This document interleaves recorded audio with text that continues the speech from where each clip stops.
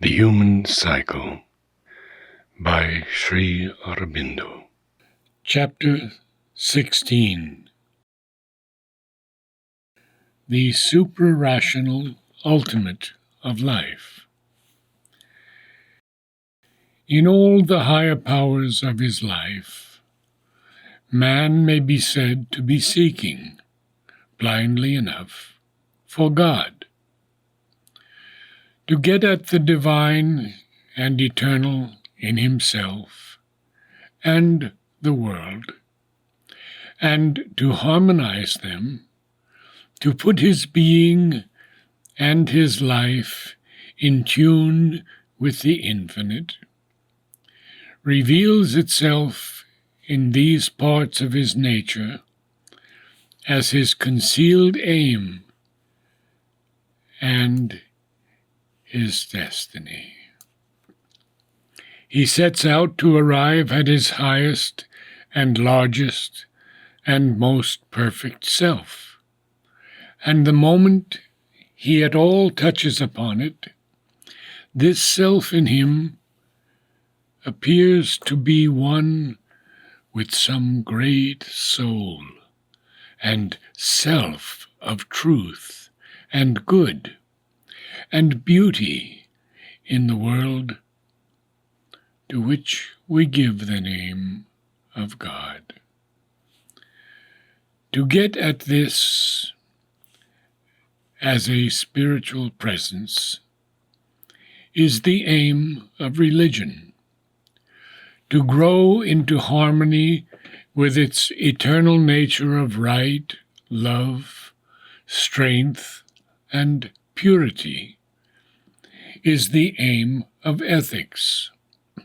To enjoy and mold ourselves into the harmony of its eternal beauty and delight is the aim and consummation of our aesthetic need and nature. To know and to be according to its eternal principles of truth is the end of science and philosophy, and of all our insistent drive towards knowledge. But all this seems to be something above our normal and usual being. It is something into which we strive to grow, but it does not seem to be the normal stuff, the natural being or atmosphere of the individual and the society in their ordinary consciousness and their daily life. That life is practical and not idealistic. It is concerned not with good, beauty, spiritual experience, the higher truth, but with interests, physical needs, desires, vital necessities. This is real to it. All the rest is a little shadowy. This belongs to its ordinary labor, all the rest to its leisure. This to the stuff of which it is made, all the rest to its parts of ornament and dispensable improvement. To all that rest society gives a place, but its heart is not there. It accepts ethics as a bond and an influence, but it does not live for ethical good. Its real gods are vital need and utility, and the desires of the body. If it governs its life partly by ethical laws, because otherwise vital need, desire, utility in seeking their own satisfaction through many egoistic individuals, would clash among themselves and destroy their own aims. It does not feel called upon to make its life entirely ethical. It concerns itself still less with beauty, even if it admits things beautiful as an embellishment and an amusement, a satisfaction and pastime of the eye and ear and mind.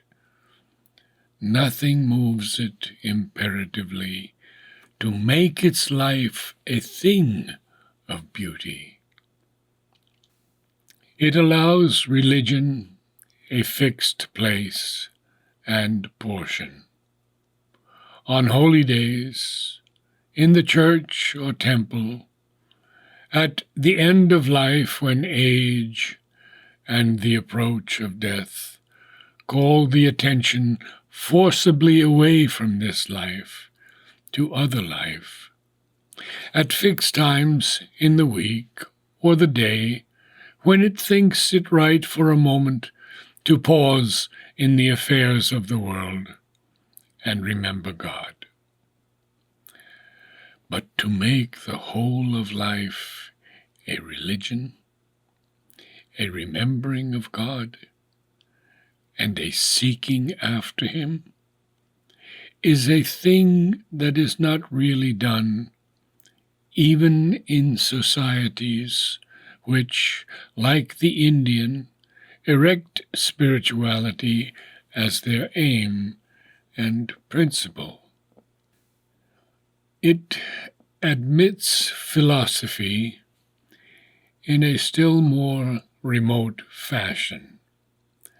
And if nowadays it eagerly seeks after science, that is because science helps prodigiously the satisfaction of its vital desires, needs, and interests.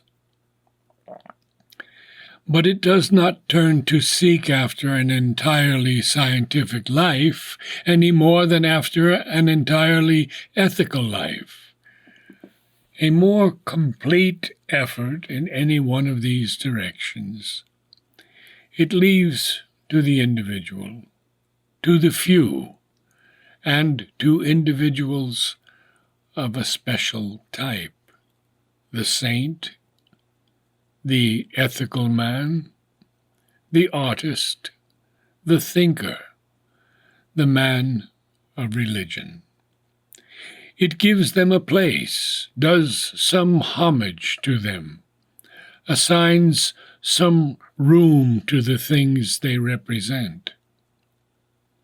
But for itself, it is content to follow mainly after its own inherent principle of vital satisfaction, vital necessity and utility, vital efficiency. The reason is that here we get to another power of our being, which is different from the ethical, aesthetic, rational, and religious. One which, even if we recognize it as lower in the scale, still insists on its own reality, and has not only the right to exist, but the right to satisfy itself and be fulfilled. It is indeed the primary power. It is the base of our existence upon earth. It is that which the others take as their starting point and their foundation. This is the life power in us, the vitalistic, the dynamic nature. Its whole principle and aim is to be, to assert its existence, to increase, to expand, to possess, and to enjoy. Its native terms or growth of being, pleasure, and power. Life itself here is being at labor in matter to express itself in terms of conscious force. Human life is the human being at labor to impress himself on the material world with the greatest possible force and intensity and extension. His primary insistent aim must be to live and make for himself a place in the world, for himself and his species. Secondly, having made it, to possess, produce, and enjoy with an ever-widening scope, and finally, to spread himself over all the earth life and dominate it. This is and must be his first practical business. That is what the Darwinians have tried to express by their notion of the struggle for life. But the struggle is not merely to last and live, but to increase, enjoy, and possess. Its method includes and uses not only a principle and instinct of egoism, but a concomitant principle and instinct of association. Human life is moved by two equally powerful impulses, one of individualistic self-assertion, the other of collective self-assertion. It works by strife, but also by mutual assistance and united effort.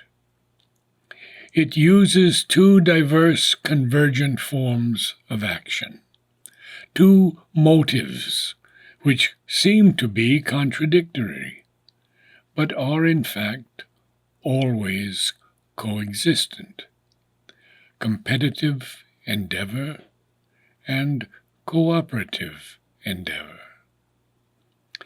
It is from this character of the dynamism of life that the whole structure of human society has come into being.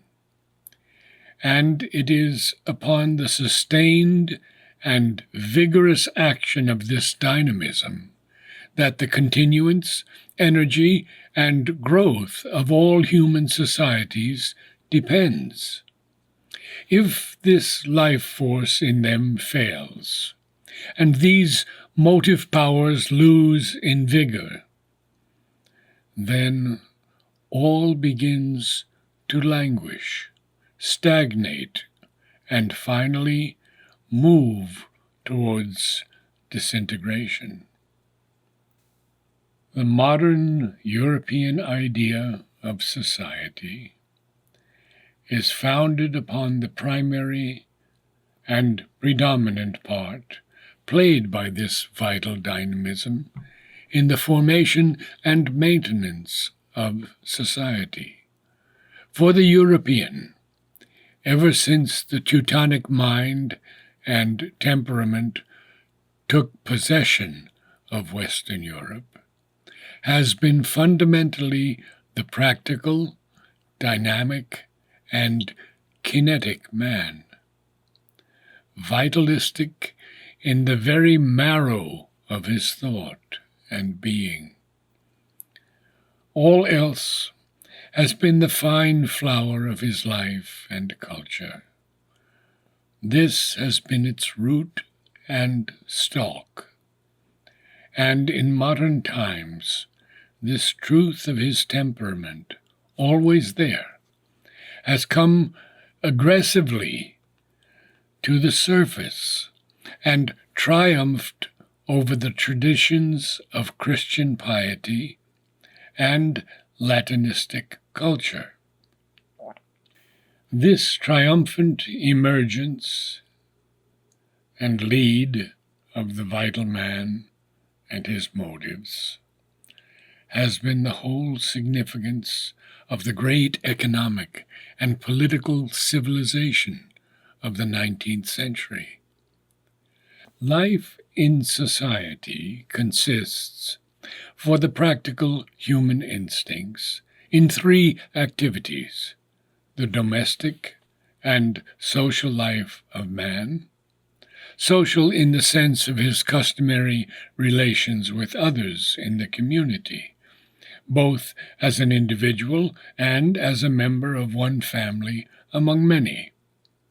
His economic activities as a producer, wealth getter, and consumer, and his political status and action. Society is the organization of these three things, and fundamentally, it is for the practical human being nothing more. Learning and science, culture, ethics, aesthetics, religion are assigned their place as aids to life, for its guidance and betterment, for its embellishment, for the consolation of its labors, difficulties, and sorrows. But they are no part of its very substance, do not figure among its essential objects. Life itself is the only object of living. The ancients held a different, indeed a diametrically opposite view. Although they recognized the immense importance of the primary activities, in Asia, the social most, in Europe, the political, as every society must, which at all means to live and flourish. Yet these were not to them primary, in the highest sense of the word. They were man's first business, but not his chief business. The ancients regarded this life as an occasion for the development of the rational, the ethical, the aesthetic, the spiritual being. Greece and Rome laid stress on the three first alone. Asia went farther, made these also subordinate, and looked upon them as stepping stones to a spiritual consummation. Greece and Rome were proudest of their art, poetry, and philosophy, and cherished these things as much as, or even more, than their political liberty or greatness. Asia, too, exalted these three powers, and valued inordinately her social organization, but valued much more highly, exalted with a much greater intensity of worship, her saints, her religious founders and thinkers, her spiritual heroes. The modern world has been proudest of its economic organization, its political liberty, order, and progress, the mechanism, comfort, and ease of its social and domestic life, its science, but science most in its application to practical life, most for its instruments and conveniences, its railways, telegraphs, steamships, and its other 1,001 discoveries. Countless inventions and engines which help man to master the physical world. That marks the whole difference in the attitude. On this a great deal hangs, for if the practical and vitalistic view of life and society is the right one, if society merely or principally exists for the maintenance, comfort, vital happiness, and political and economic efficiency of the species, then our idea that life is a seeking for God and for the highest self, and that society too must one day make that its principle, cannot stand. Modern society, at any rate in its self-conscious aim, is far enough from any such endeavor. Whatever may be the splendor of its achievement, it acknowledges only two gods, life and practical reason, organized under the name of science. Therefore, on this great primary thing, this life power and its manifestations, we must look with especial care to see what it is in its reality, as well as what it is in its appearance. Its appearance is familiar enough, for of that is made the very stuff and present form of our everyday life.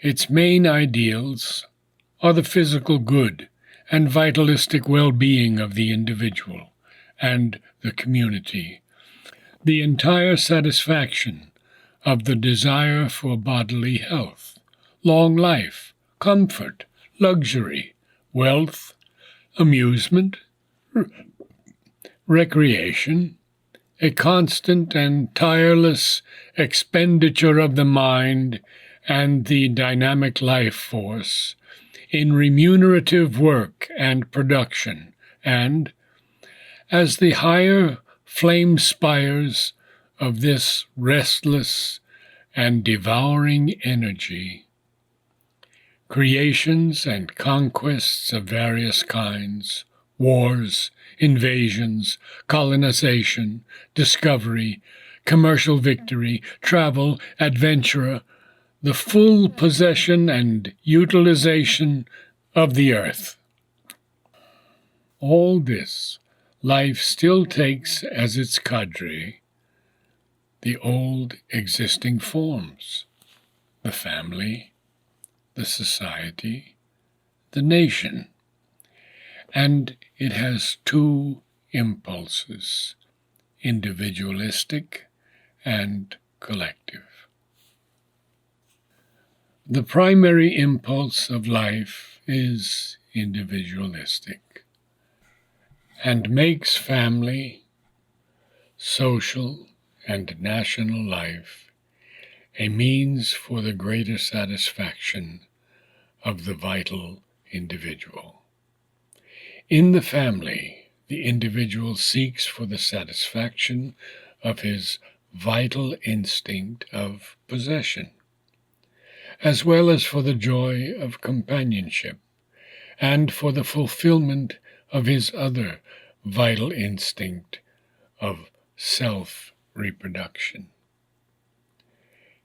His gains are the possession of wife, servants, house, wealth, estates, the reproduction of much of himself in the body and mind of his progeny, and the prolongation of his activities, gains, and possessions in the life of his children. Incidentally, he enjoys the vital and physical pleasures, and the more mental pleasures of emotion and affection, to which the domestic life gives scope. In society, he finds a less intimate, but a larger expansion of himself, and his instincts. A wider field of companionship, interchange, associated effort and production, errant or gregarious pleasure, satisfied emotion, stirred sensation, and regular amusement are the advantages which attach him to social existence. In the nation and its constituent parts, he finds a means for the play of a remoter but still larger sense of power and expansion. If he has the force, he finds there fame, preeminence, leadership, or at a lower pitch, the sense of an effective action on a small or a large scale, in a reduced or a magnified field of public action. If he cannot have this, still he can feel a share of some kind, a true portion or fictitious image of participation, in the pride, power, and splendor of a great collective activity and vital expansion. In all this, there is primarily at work the individualistic principle of the vital instinct, in which the competitive side of that movement of our nature associates with the cooperative, but predominates over it. Carried to an excess, this predominance creates the ideal of the uttervist, to whom family, society, and nation are not so much a sympathetic field as a ladder to be climbed, a prey to be devoured, a thing to be conquered and dominated. In extreme cases, the individualist turn isolates itself from the companion motive, reverts to a primitive antisocial feeling, and creates the nomad, the adventurer, the ranger of wilds, or the pure solitary. Solitary not from any intellectual or spiritual impulse, but because society, once an instrument, has become a prison and a burden, an oppressive cramping of his expansion, a denial of breathing space and elbow room. But these cases grow rarer, now that the ubiquitous tentacles of modern society take hold everywhere. Soon there will be no place of refuge left for either the nomad or the solitary, not even perhaps Saharan deserts or the secure remotenesses of the Himalayas. Even, it may be, the refuge of an inner seclusion may be taken from us by a collectivist society intent to make its pragmatic, economic, dynamic most of every individual cell of the organism.